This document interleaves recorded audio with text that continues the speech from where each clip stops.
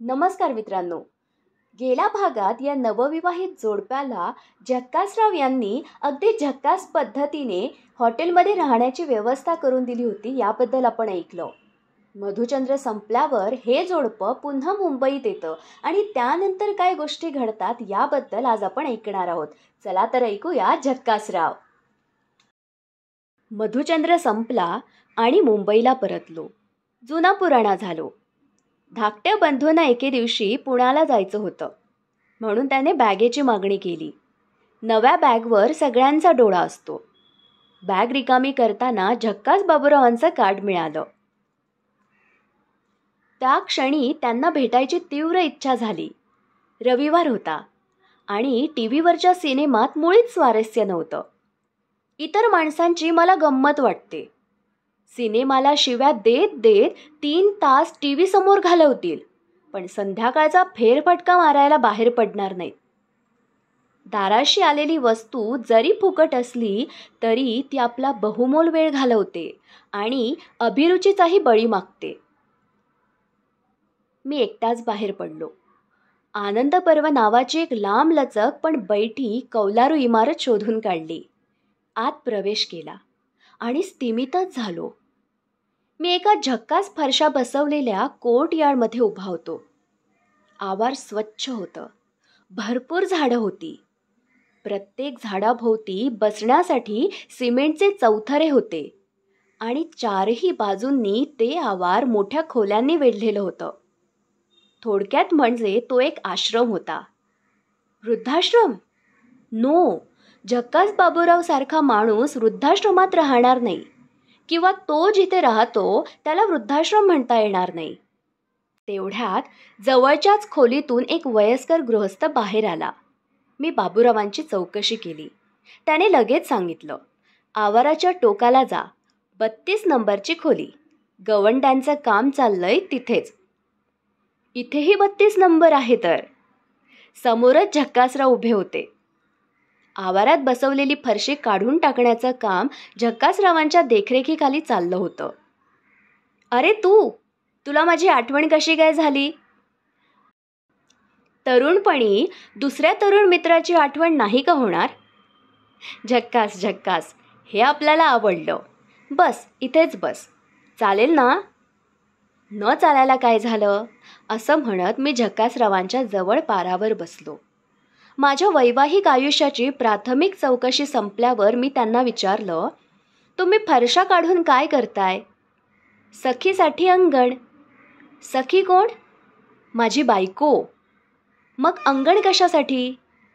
अरे बाबा, आमची सखूबाई मूळची कोकणातली. सडा संमार्जन, रांगोळी, तुळशी वृंदावन ह्यात तिचं बालपण गेलेलं. नंतरचं आयुष्य मुंबईत. कमीत कमी आनंद पर्वात आल्यावर तरी पुन्हा लहानपणचं आयुष्य मिळेल असं तिला वाटलं. तेव्हा तिच्यापुरतं अंगण बनवतोय. सखी रोज सडा घालेल, जमीन सारवत बसेल, रांगोळीतही चांगला तास मोडेल. आता रेघा काय सरळ येतील? मी 2 तास मोकळा, मॉर्निंग वॉकसाठी, निसर्ग सौंदर्य पाहायला. फिरायला कोणत्या बाजूला? म्हणजे निसर्ग सौंदर्याच्या दृष्टिकोनातून विचारतोय. इथंच, आनंद पर्वातच. एकापेक्षा एक वरचढ देखणी अशा किती दाखवू? निसर्ग सौंदर्याचे विविध नमुने इथेच आहेत. येतोस बघायला? झक्कासराव बोलता बोलता उठलेच. मीही पाठोपाठ निघालो. खोल्यातून काय माणिकताई, काय विमलताई करीत त्यांनी मला आश्रमभर घुमवलं. शेवटी एका खोलीसमोर उभं राहून ते मला म्हणाले, ही आता माझी लेटेस्ट गर्लफ्रेंड वंदनाबाई. दार उघडलं. स्वागत झालं. पाहुणा आणलाय चहासाठी, या ना. नवरा कुठे आहे? एवढ्यात बाहेर गेलेत. काय म्हणतो जमदग्नी? वंदनाबाई मनमोकळं हसत म्हणाल्या, आता पूर्वीचं काहीही राहिलेलं नाही. तुम्ही त्याला ओळखताच. झक्कासराव म्हणाले, झक्कासपैकी ओळखतो. बरं का रे, हा आमचा नवरा म्हणजे आमचा मित्र आणि हिचा नवरा. तुफान तापट, तितकाच कर्मठ. बायकोने कुठे जायचं नाही, कोणाशी बोलायचं नाही, काही विचारू नकोस. बायको चांगली शिकलेली हवी, अगदी डबल ग्रॅज्युएट, पण तिने मान वर करून बोलायचं नाही. आणि आम्हा मित्रमंडळीत तर तो गौरवाने म्हणायचा, मी ऑर्थोडॉक्स आहे. मध्ये वंदनाबाई म्हणाल्या, आमची विदर्भात बदली झाली तेव्हा तर ते माझ्यावर फार चिडायला लागले. त्यांच्या मनाविरुद्ध मी तिथे चांगली नोकरी मिळवली, पगार चांगला होता. स्टुडंट्स घरी शंका विचारायला येऊ लागले. माझी पॉप्युलॅरिटी त्यांना पेले ना. त्यांनी तेव्हा काय केलं असेल? नो आयडिया, बाबूराव म्हणाले. रोज घटस्फोटाची भाषा. कमाल आहे. सुखाचं आयुष्य माणसं अविचाराने जिकिरीचं का करतात बुवा? मग पुढे? मी इंटरेस्टने विचारलं. एके दिवशी कॉलेजच्या लायब्ररीतून Hindu law of marriage and divorce पुस्तक मिळवलं आणि जाता येता ते त्यांच्या नजरेला पडेल अशा ठिकाणी ठेवत गेले. तेव्हापासून त्यांची घटस्फोटाची भाषा बंद. आम्ही चहा पिऊन बाहेर पडलो. झक्कासरावांनी मला मग विचारलं, कशी आहे म्हातारी? मी गप्प होतो. झक्कासराव 32 नंबरकडे चालता चालता म्हणाले, माणसाच्या विचारांची नेहमी गल्लत होते. तो 25शीतल्या तरुणीची तुलना 60ल्या बाईशी करतो. That is not correct. 60 उलटलेल्या 200 बायका बघायच्या आणि मग कोणती म्हातारी देखणी आहे ते ठरवायचं. त्या दृष्टीने ह्या आनंद पर्वातली ही उर्वशी म्हणायला हवी. तुमची पहिली ओळख होती ना? जुजबी न वाढवलेली. तिच्या नवऱ्याला आवडत नाही म्हटल्यावर कोण कटकट करून घेतो? आता काही म्हणतात का? आता त्याची हिंमतच नाही. माझा सकाळचा दुसरा चहा इथेच असतो. वार्धक्याचेही फायदे असतात रे. चहाच्या कपाच्या पलीकडे मजल जातच नाही. प्लॅटॉनिक लव्ह ह्याचा अर्थ ह्या वयात समजतो. एकमेकांवर जळायचं ते कशाच्या जोरावर? अप्पासाहेब फडक्यांना प्लॅटॉनिक प्रेमाचं महात्म्य माहीत होतं. त्यांच्या व्याख्येप्रमाणे बौद्धिक प्रेम अशरीरी प्रेम. एवढं सांगून एक डोळा बारीक करीत झक्कासराव म्हणाले, प्लॅटॉनिक लव्हची आमची व्याख्या वेगळी आहे. काय ऐकणार का? By all means it's play to man and tonic to woman. आनंद पर्वात जाताना मला का नेलं नाहीत? तुम्ही शशी कपूर आणि हेमा मालिनीत अडकला होतात, मग काय करणार? पुढच्या वेळेला मी येणार, कावेरीने बजावलं.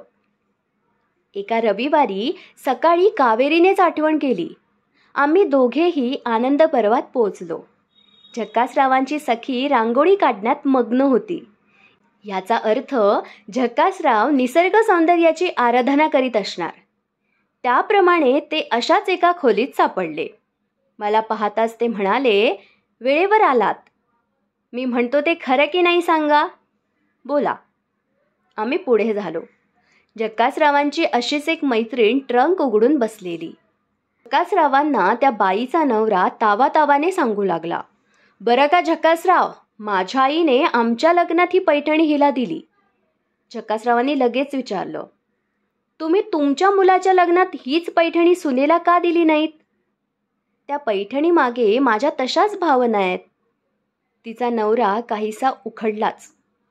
हातवारे करीत तो आम्हाला सांगू लागला, हो हो म्हणे, भावना आहेत. बरं का झक्कासराव, 33 वर्षात 33 वेळा देखील तिनं पैठणी अंगाला लावली नाही. बरं, नेसायची ती फक्त बाहेर जाताना, आल्याबरोबर सोडायची घाई. कधी कौतुकाने 15 मिनिटं देखील नवऱ्यासाठी पैठणी नेसून बसली का हे तिला विचारा. वेळ नको का मिळायला? कसलं रिसर्च केलं 33 वर्षात? म्हणे वेळ नको का मिळायला? रसिकता लागते, रसिकता. नवऱ्याबद्दल प्रेम लागतं, पण नाही. हिंदू स्त्रीना नवऱ्याला भातावर दूध वाढताना साय फुंकून वाढतील आणि नवऱ्याच्या श्राद्धाला भटजीला तुपाची धार. आम्ही बाहेर आलो. झक्कासराव म्हणाले, सकाळपासून भांडतायत. दोघांनाही थोडं कमी ऐकायला येतं, म्हणून भांडण संपलंय हेही त्यांना उशिरा कळतं. काय करणार? त्या माणसाचं म्हणणं खोटं नव्हतं. फक्त घरोघरी हे असंच असतं हे त्यांना माहीत नाही. असं मी म्हणताच कावेरीने मला चिमटा घेतला. झक्कासराव म्हणाले, घरोघरी जे असतं ते आनंद पर्वात होणार नाही. म्हणजे पुढच्या रविवारी दोघे असेच या. तर मित्रांनो, आजच्या भागात आपण आनंद पर्वाबद्दल ऐकलं. जकासरावांनी मात्र आनंद पर्वाची भेट करण्यासाठी पुढच्या 2 रविवारी या असं म्हटलं. ते का व कशासाठी हे आपण ऐकणार आहोत पुढच्या भागात. जकासरावांचा पुढचा भाग ऐकण्यासाठी मनाच्या लायब्ररीला असेच जोडून राहा. तोपर्यंत व्हिडिओला शेअर करा, लाईक करा आणि कमेंट करा. धन्यवाद.